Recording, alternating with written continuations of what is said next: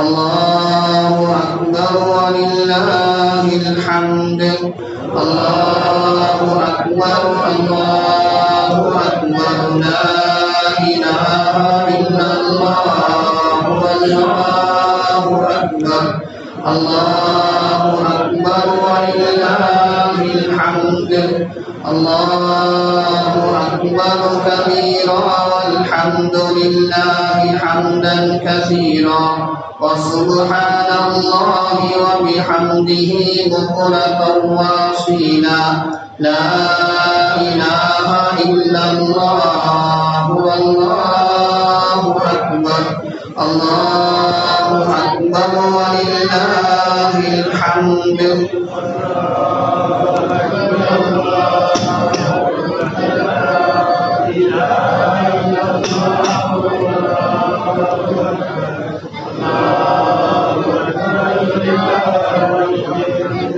السلام عليكم ورحمة الله وبركاته.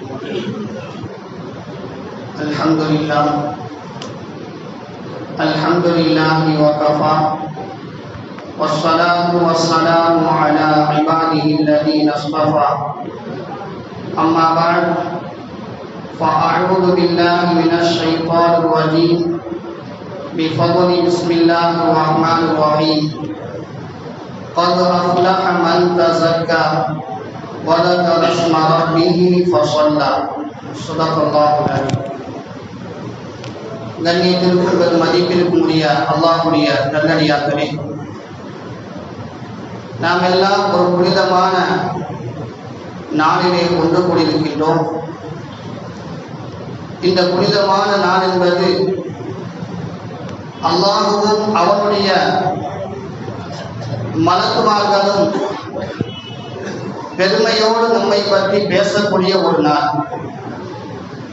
நம்மை எல்லாம் படைப்பதற்கு முன்னால் அல்லாஹ் படைக்கப் போவதாக சொன்ன பொழுது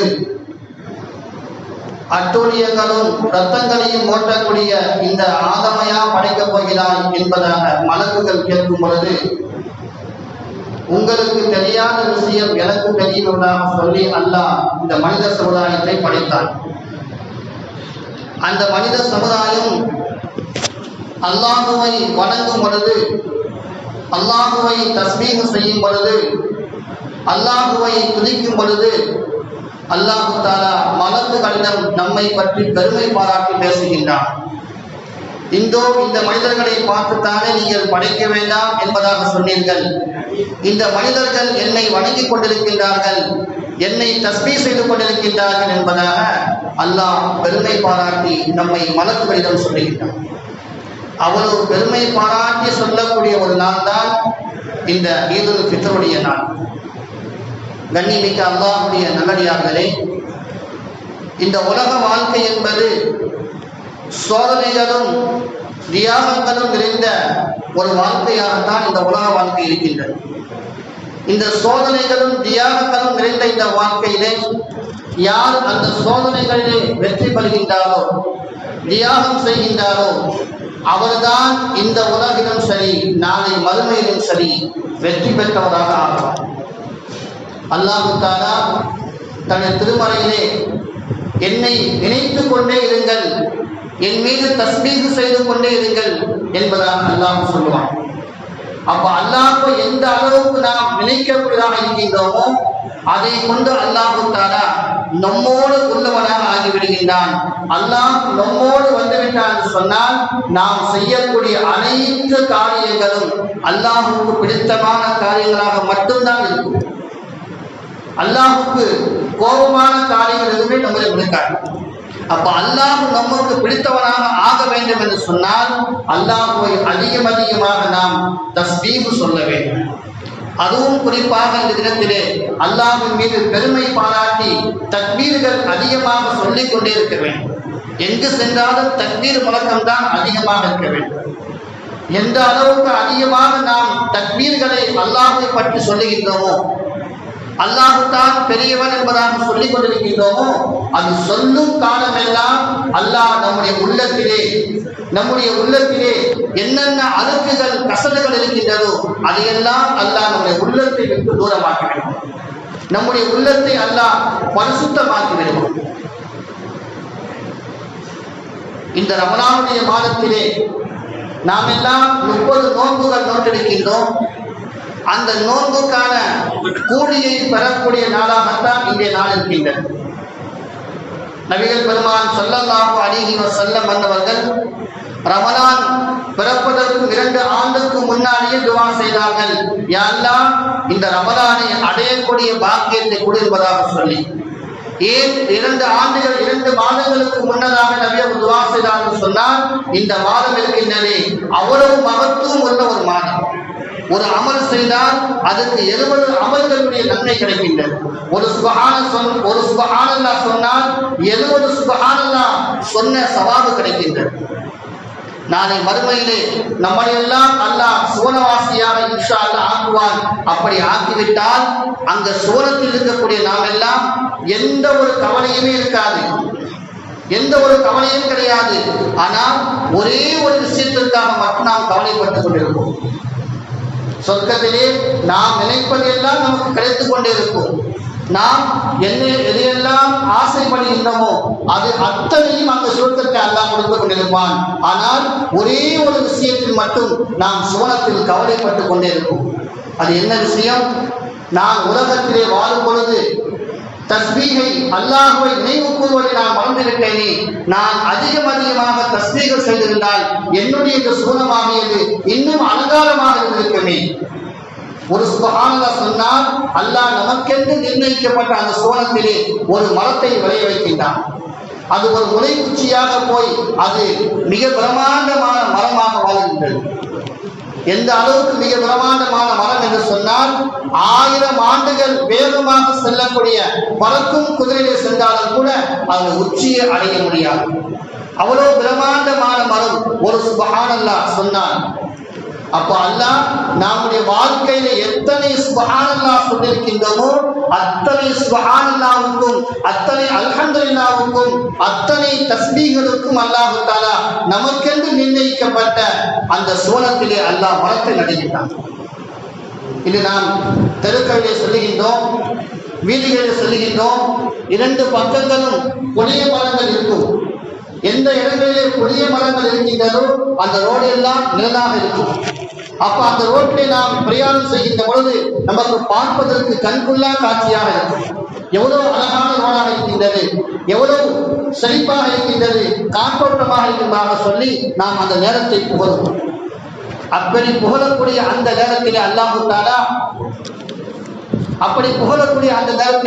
தஆலா நமக்கு எந்த அளவுக்கு சந்தோஷத்தை அல்லாஹ் கொடுக்கின்றானோ அது போன்ற சந்தோஷத்தை அல்லாஹ் தஆலா நாளை மறுமையிலே சுவனத்திலே அல்லாஹ் கொடுப்பான். அந்த சுவனத்திலே 2 பக்கங்களும் மரங்களும் செடிகளும் அப்படியே வளர்ந்து நிற்கும். நாம் எதெல்லாம் நினைக்கின்றோமோ அது தந்தால் போல் அந்த மரங்கள் வளைந்து கொடுக்கும். அவ்வளவு காற்றோட்டமாக இருக்கும். அந்த காற்றோட்டமாக இருக்கக்கூடிய அந்த மரத்திலே அல்லாஹ் தஆலா இந்த உலகத்தில் வாழும் பொழுது நாம் எந்த நேரங்களில் தஸ்பீஹ் செய்யாமல் இருந்தோமோ அந்த நேரத்திற்காக மட்டும்தான் அங்கே நாம் கவலைப்படுவோம். அதனால் நாம் எவ்வளவு காலங்கள் உலகத்தில் வாழ்கின்றோமோ அவ்வளவு காலங்களும் அல்லாஹுவை நினைக்கக்கூடியதாக, அல்லாஹுவை தஸ்பீஹ் செய்யக்கூடியதாக நாம் இருக்க வேண்டும். நாவால் சொல்வது மட்டும் தஸ்பீஹ் அல்ல, உள்ளத்தால் நினைப்பதும் தஸ்பீஹ் தான்.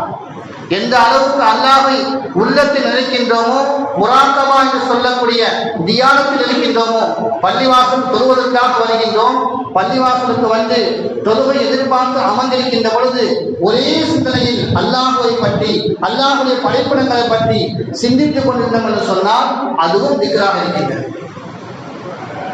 அதுபோன்ற திக்ர்களை நாம் எந்த அளவுக்கு அதிகமாக உள்ளத்தால திக்ர் செய்கின்றோமோ அந்த திக்ர் எல்லாம் அல்லாஹ்வை பெருமைப்படுத்தக்கூடியதாக இருக்கின்றது. அல்லாஹ்வை எந்த அளவுக்கு நாம் பெருமைப்படுத்துகின்றோமோ அதை கொண்டு அல்லாஹ் நமக்கு உயர்ந்த சுவனத்தை, நம்முடைய சுவனத்திலே பலவிதமான மரங்களை அலங்காரமாக ஆக்கி வைத்திருப்பார். ஒரு ஹதீஸிலே வருகின்றது, ஜிப்ரீல் அலைஹிஸ்ஸலாம் அன்னவர்கள் நபி ஸல்லல்லாஹு அலைஹி வஸல்லம் அன்னவர்களை சந்திக்க வருகின்றார்கள். அப்படி நபி அவர்களை சந்திக்க வரும் பொழுது ஒரு கண்ணாடியை கொண்டு வருகின்றார்கள். நபி ஸல்லல்லாஹு அலைஹி வஸல்லம் அன்னவர்கள், ஜிப்ரீலே இது என்ன ஒரு கண்ணாடி, ஏன் இந்த கண்ணாடி என்பதாக கேட்பார்கள். அப்போ ஜிப்ராயில் அலைஹிஸ்ஸலாம் அன்னவங்க சொல்வார்கள், இது ஜும்ஆவுடைய சிறப்பிற்குண்டான கண்ணாடி. முந்தைய சமுதாய மக்கள் இருந்தார்களே, யூதர்களும் நஸ்ரானிகளும், அவர்களெல்லாம் உங்களுக்கு பின்னால் வரக்கூடியவர்கள். அவர்களுக்கெல்லாம் சனிக்கிழமையும் ஞாயிற்றுக்கிழமையும் சிறப்பாக ஆக்கி கொடுக்கப்பட்டது. ஆனால் உங்களுக்கு வெள்ளிக்கிழமையும் சிறப்பாக ஆக்கி கொடுக்கப்பட்டது. அந்த வெள்ளிக்கிழமையுடைய சிறப்புகள் இந்த கண்ணாடியில் இருக்கின்றது.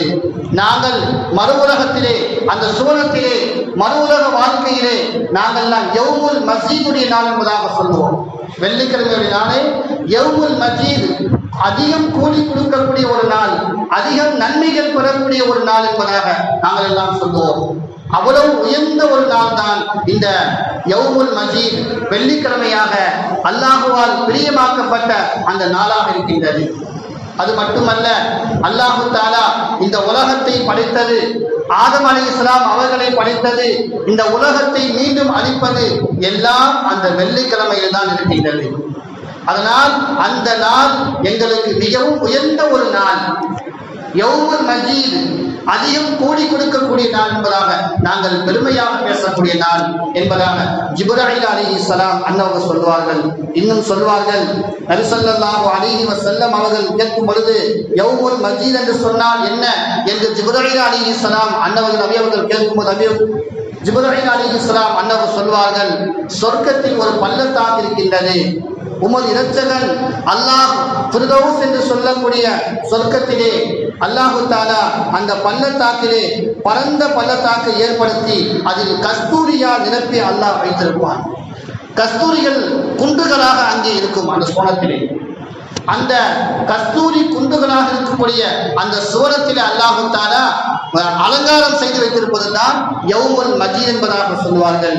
இன்னும் ஒரு விளக்கம் சொல்வார்கள், அந்த யௌமுல் மஸ்ஜீதுடைய அந்த நாளிலே, அந்த சுவனத்திலே அல்லாஹு தஆலா நாளை மறுமையிலே அங்கு சாட்சி அளிப்பதற்காக அல்லாஹ் காட்சி தருவான். நாம் எல்லாம் செய்த குற்றங்களுக்காக அதை அல்லாஹ் பரிகாரம் கொடுத்ததற்கு பிறகு நம்மையெல்லாம் பார்ப்பதற்காக வேண்டி அல்லாஹ் காட்சி அளிப்பான். அப்படி காட்சி அளிக்கும் பொழுது அல்லாஹு தஆலா அங்கே மரகதத்தாலான முத்துக்களாலான சிம்மாசனங்கள் போடப்பட்டிருக்கும். அந்த சிம்மாசனத்திலே நபிமார்கள் எல்லாம் அமர்ந்திருப்பார்கள். அதில் இருக்கக்கூடிய மரகதத்தின் மீதும் முத்துக்களின் மீதும் சித்திகீன்களும் சுஹதாக்களும் அமர்ந்திருப்பார்கள். அவ்வளவு பிரம்மாண்டமான ஒரு சிம்மாசனத்திலே எல்லா நபிமார்களும், எல்லா சித்திகீன்களும், எல்லா சுஹதாக்களும் அதில் இருப்பார்கள் என்பதாக நபி ஸல்லல்லாஹு அலைஹி வஸல்லம் அன்னவர்களுக்கு ஜிப்ராயில் அலைஹிஸ்ஸலாம் அன்னவர்கள் சொல்வார்கள். சொல்லிவிட்டு சொல்வார்கள், அந்த சித்திகீன்கள் எல்லாம் அமர்ந்திருக்கக்கூடிய அந்த சிம்மாசனம் இருக்கின்றது, சுஹதாக்கள் அமர்ந்திருக்கக்கூடிய அந்த சிம்மாசனம் இருக்கின்றது. அவர்கள் அமர்ந்தவுடன் அவர்கள் உடம்பு முழுவதும் கஸ்தூரியாக மனமளித்துக் கொண்டிருக்கும். அவ்வளவு ஒரு செழிப்பான, ஒரு சந்தோஷமான, மனமுள்ள ஒரு நாளாக அந்த நாள் இருக்கும்பதாக ஜிப்ராயில் அலைஹிஸ்ஸலாம் அவர்கள் சொல்வார்கள். இன்னும் சொல்வார்கள், நானே உங்கள் இரட்சகனாக இருக்கின்றேன். உனக்கு என்ன தேவையோ, நான் எதை வாக்குறுதி கொடுப்பேனோ அதை நிச்சயமாக மைப்படுத்தி விடுவேன். நான் எதையெல்லாம் உங்களுக்கு வாக்களித்தேனோ, எதையெல்லாம் கொடுப்பதாக நான் சொன்னேனோ அதையெல்லாம் நிச்சயமாக உங்களுக்கு கிடைக்கும். அது கொடுக்கக்கூடிய நாள் தான் இந்த நாள் என்பதாக அல்லாஹ் தஆலா சொல்வான். உச்சகட்டமாக ஒரு வேண்டுகோள் விடப்படும்.